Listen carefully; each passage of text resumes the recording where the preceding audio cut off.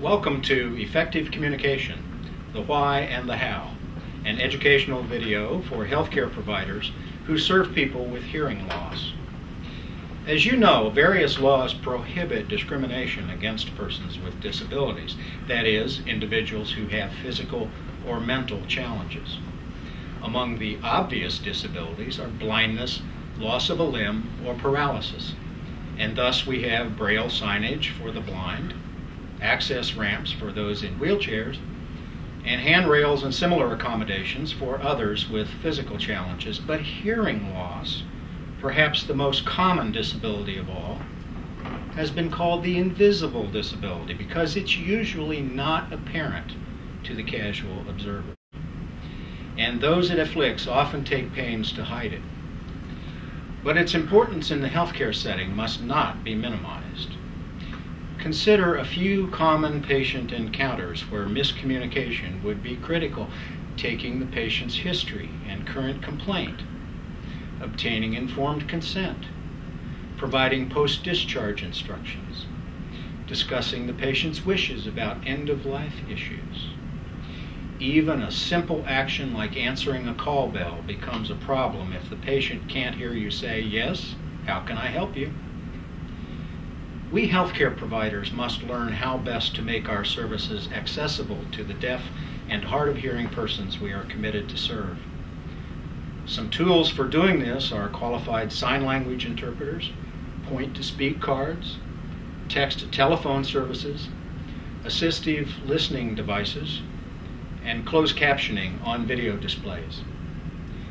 But the problem can be even more complex. It's one thing to deal with a person who has lost the ability to hear. It's quite another to communicate with someone who never could hear at all.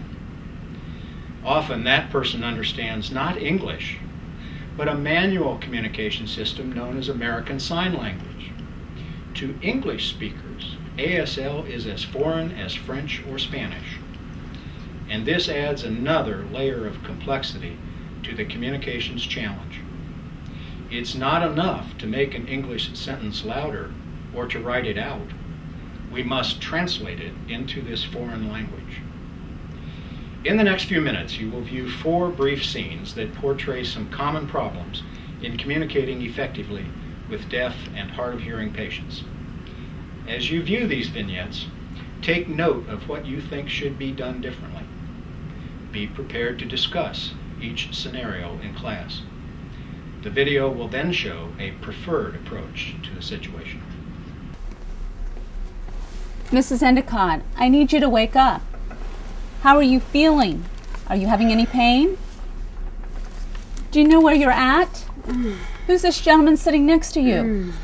Nurse, she's totally deaf. She can't hear you. If you check her chart, you'd know that she has a cochlear implant. And until her speech processor is reattached, she can't hear you. It is in her chart, isn't it? I don't know what you're talking about. It's not here. Well, the speech processor is a device that is connected to her cochlear, which allows her to hear. Well, it's an implant, and they didn't do surgery in that location, and whatever it is, we don't have it, and we need orders to reattach it, and I need an order to do anything to the patient. This is ridiculous. Why don't you just go find it and I'll reattach it myself? Look, I don't have it. I don't know where it is. I don't have the time to look for it right now. Mrs. Endicott, are you okay?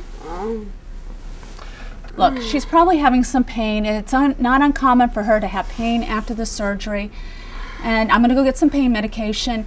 And my recovery room manager will be here in an hour, and you can speak to her then.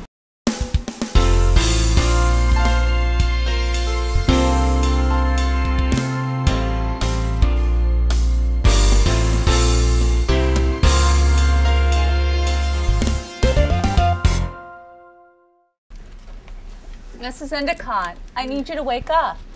How are you feeling? Are you having any pain? Nurse, she can't hear you. She's totally deaf. Oh, I'm sorry. I forgot. She has a cochlear implant. That's correct. And you know, once we hook up her speech processor, she'll be just fine and be able to hear everything you say. By any chance, do you have it? I kept it in my pocket for safekeeping, Oh, so here it is. Great. So if you could go ahead and attach it, that would be great. Boy, you have no idea how much this is going to help.